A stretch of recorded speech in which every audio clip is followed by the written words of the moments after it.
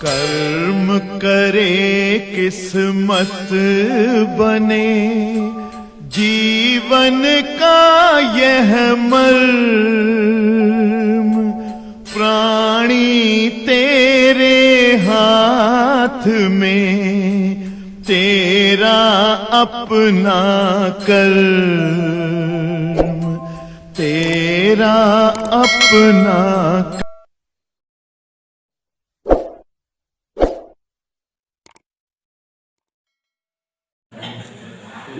जैसा कि आप लोगों ने कल की क्लास में गुप्त ऊष्मा पढ़ा था, लेकिन आज जो है डोनम और सोनम दोनों की वजह से फिर से हम एक बार गुप्त ऊष्मा समझा दे रहे हैं, फेमस कर दे रहे हैं। तुम लोग ऑनलाइन, तुम लोगों का नाम चलता रहेगा। जिसका नाम बोल देते हैं सोचो पूरी दुनिया सुन लेती है। भाई जन्म जन्मांतर के लिए यह नाम सेव हो गया अपना। हाँ, तो देखो जरा गुप्त ऊष्मा, यहां ध्यान दीजिएगा सभी साथी।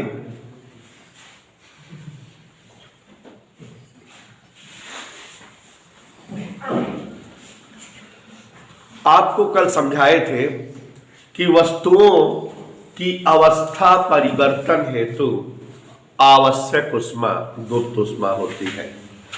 यहां पर आपने जो है कुछ दिन पहले आपको पढ़ाए थे हम विशिष्ट ऊष्मा, ताप बढ़ाने के लिए आवश्यक ऊष्मा विशिष्ट ऊष्मा कहलाती है। सीपी और सीबी दो प्रकार की थी, फिर एमसीपी एमसीबी ये भी दो प्रकार की विशिष्ट ऊष्माओं को समझाए थे। याद करिए कल की क्लास में हमने आपको एक्सप्लेन किया था कि किसी पदार्थ की अवस्था परिवर्तन हेतु आवश्यक ऊष्मा की मात्रा पदार्थ के द्रव्यमान के समानुपाती होती है। याद है कि नहीं? और यहां समानुपातिक चिन्ह हटाने के लिए प्यारे बच्चों नियतांक एल का प्रयोग करते हैं, और ये Q बराबर ml, ये सूत्र आ जाता है गुप्त ऊष्मा का। जहां बेटा L क्या है हमसे पूछो, L बराबर गुप्त ऊष्मा है, लेटेंट हीट, गुप्त ऊष्मा। और बच्चों ये जान लीजिए कि L का मान निकालना चाहें तो Q अपान m, इसका मात्रक कैलोरी प्रति ग्राम। कल हम इसको समझाए थे, लिखा नहीं पाए थे। विमेय सूत्र बच्चों बदतमीजों L2T-2।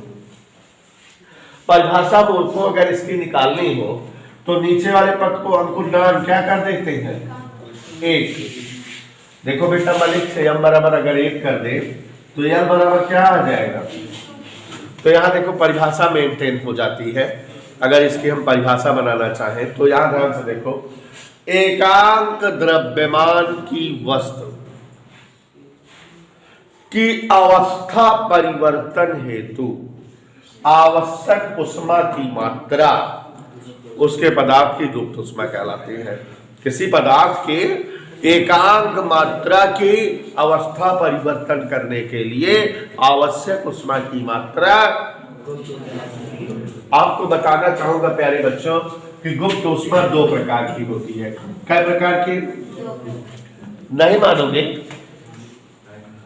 गलन की गुप्त ऊष्मा। शिवांशु बेटा इतना डिटेल में तो हीट पढ़ावत ना जितना पढ़ावत है, सचमुच। गलन की गुप्त ऊष्मा और वाष्पन की गुप्त ऊष्मा अच्छे से समझ लो बेटा, सभी लोग बेटा। गलन की गुप्त ऊष्मा और समझ आ रहा है बेटा? गलन की गुप्त ऊष्मा क्या है, वाष्पन की गुप्त ऊष्मा। शिवांशु यहां देखो, गलन जानते हो, ठोस से द्रव बन जाना। तो ठोस से द्रव बन जाने के लिए ऊष्मा चाहिए ना, जो ऊष्मा चाहिए वही गुप्त ऊष्मा होगी, लेकिन द्रव्यमान कितना होना चाहिए। चलो अब परिभाषा बोलते हैं। चलो, पदार्थों के एकांक ठोस मात्रा को, या किसी वस्तु के ठोस पदार्थ, किसी ठोस पदार्थ की एकांक मात्रा को ठोस से द्रव में बदलने के लिए, उल्टा भी, या द्रव से ठोस में बदलने के लिए, उल्टा किसी पदार्थ के एकांक मात्रा को ठोस से या द्रव से आवश्यक उष्मा की मात्रा उस पदार्थ की जो है गलन की गुप्त उष्मा कहलाती है। अब इसका बोल लोगे ना, किसी पदार्थ की एकांक मात्रा को द्रव से वाष्प में बदलने हेतु या वाष्प से द्रव में बदलने हेतु आवश्यक उष्मा की मात्रा। देखो बेटा, ठोस से द्रव में बदलना या द्रव से ठोस में बदलना माने बर्फ। बर्फ जो है जल से बर्फ बनी है या बर्फ से जल बन जाए तो वहां जितनी उष्मा की जरूरत होगी गुप्त उष्मा वही होगी गलन की गुप्त उष्मा। बर्फ के गलन की गुप्त उष्मा गणितज्ञों ने वैज्ञानिकों ने कैलकुलेट किया है 80 कैलोरी प्रति ग्राम होती है। माने 1 ग्राम बर्फ को पानी बनाने के लिए, ठोस से द्रव बनाने के लिए 80 कैलोरी उष्मा चाहिए। उल्टा पढ़ो, 1 ग्राम जल को बर्फ बनाने के लिए, 1 ग्राम बर्फ बनाने के लिए कितनी उष्मा चाहिए? 80 कैलोरी। ठीक है, तो ये जो है बर्फ के गलन की गुप्त उष्मा होती है। ऐसे भाप के गलन की गुप्त उष्मा कैलोरी बताया था इसको, भाप के गलन की गुप्त उष्मा 540 कैलोरी प्रति ग्राम होती है। कितना होती है बेटा? हाँ, तो 540 कैलोरी प्रति ग्राम। अब इसका मतलब समझो कि अगर, समझ नहीं रहे हो सब लोग, अगर जो है 1 ग्राम जल को भाप में बदलना हो वाष्प में, या 1 ग्राम वाष्प को जल में बदलना हो तो कितनी उष्मा चाहिए? 540 कैलोरी। अब हम लोग जो है इसके बाद पढ़ेंगे कैलोरी मिति का सिद्धांत, और उसके बाद तुरंत मैं आपको ठोक के भाव में कारण बताओ क्वेश्चन बताऊंगा। जैसे एक क्वेश्चन में कारण बताओ बता दे रहा हूं, सोनम बता रही थी अभी हमको कुछ देर पहले कि अगर खौलता जल हो, क्या जल खौल रहा हो और उसमें अंगुली पड़ जाए या वो हमारे हाथ पर गिर जाए, उससे जलना कम कष्टदायी होता है, लेकिन अगर उसकी भाप से जलो तो ज्यादा कष्टदायी होता है। खौलते जल की अपेक्षा उसी ताप की भाप से जलना अधिक कष्टकर होता है। क्यों? 2 वजह है। क्योंकि जब जल खौलता रहता है तो केवल हमारे त्वचा की ऊपरी सतह तक पहुंचता है, केवल ऊपरी सतह प्रभावित होती है, जबकि भाप हमारे जो है त्वचा के छिद्रों से भीतर तक प्रवेश कर जाती है, तो त्वचा की भीतरी परत भी प्रभावित होती है।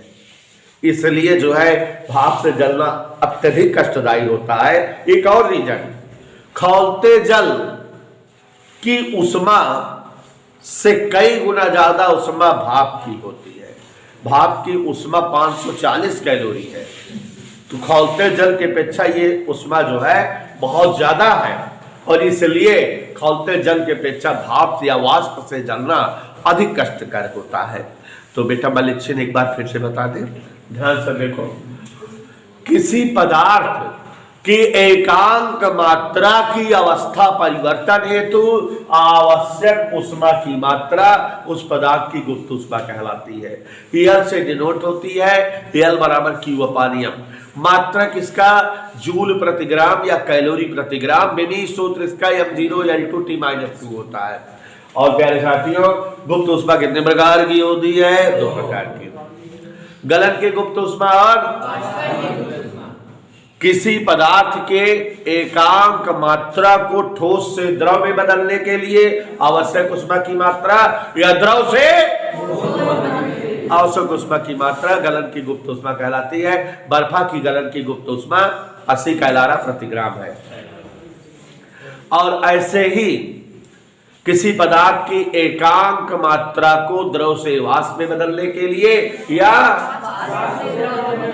आवश्यक उष्मा की मात्रा, और बेटा मलिक्सिन भाप की या वाष्प की गुप्त उष्मा 540, नियरली 539 होती है, लेकिन लगभग हम उसको क्या पढ़ते हैं? 540 कैलोरी प्रति ग्राम होती है। इधर ओके? इधर ओके? तो अभी हम लोग बात करेंगे कैलोरी मिति का सिद्धांत। आपसे पूछो क्या है कैलोरी मिति का सिद्धांत? पूछो। जैसे बेटा एक जो है वस्तु हो 70 डिग्री सेल्सियस ताप पर और एक वस्तु हो 20 डिग्री सेल्सियस ताप पर। देयर आर क्या वस्तु, वन इज गर्म एंड वन इज कम गर्म, ऐसा एक 70 के है ताप पर, एक 20। अगर दोनों को संपर्क में लाओ तो क्या होता है, कुछ देर बाद दोनों बराबर ताप पर हो जाती है। ऐसा का है क्योंकि उच्च ताप वाली वस्तु से निम्न ताप वाली वस्तु की ओर उष्मा मिलती रहती है, प्रवाहित होती रहती है जब तक कि दोनों का ताप। तो जब दो भिन्न भिन्न ताप वाली वस्तुओं को परस्पर संपर्क में लाया जाता है तो उच्च ताप वाली वस्तु से निम्न ताप वाली वस्तु की ओर उष्मा का प्रवाह होता है। कब तक, जब तक दोनों वस्तुएं समान ताप पर ना हो जाएं। इस प्रक्रिया में उच्च ताप वाली वस्तु द्वारा उष्मा दी जाती है और निम्न ताप वाली वस्तु द्वारा उष्मा। बात यहाँ अजीबोगरीब ये है कि उच्च ताप वाली वस्तु द्वारा जितनी उष्मा दी जाती है निम्न ताप वाली वस्तु द्वारा उतनी उष्मा। इसी सिद्धांत को कैलोरीमिति का सिद्धांत कहते हैं। सरल नादा सुन लिया, जब दो भिन्न भिन्न ताप वाली वस्तुओं को परस्पर संपर्क में लाया जाता है तो उच्च ताप वाली वस्तु से निम्न ताप वाली वस्तु की ओर उष्मा का प्रवाह तब तक होता है जब तक दोनों समान ताप पर। इस प्रक्रिया में उच्च ताप वाली वस्तु द्वारा दी गई उष्मा बराबर निम्न ताप वाली वस्तु द्वारा। यही सिद्धांत कैलोरीमिति का। प्यारे साथियों, बड़ी खुशी हो रही बताते हुए कि 4-5 कारण बताओ, क्वेश्चन बता दे, चैप्टर 1 चूक जाएगा।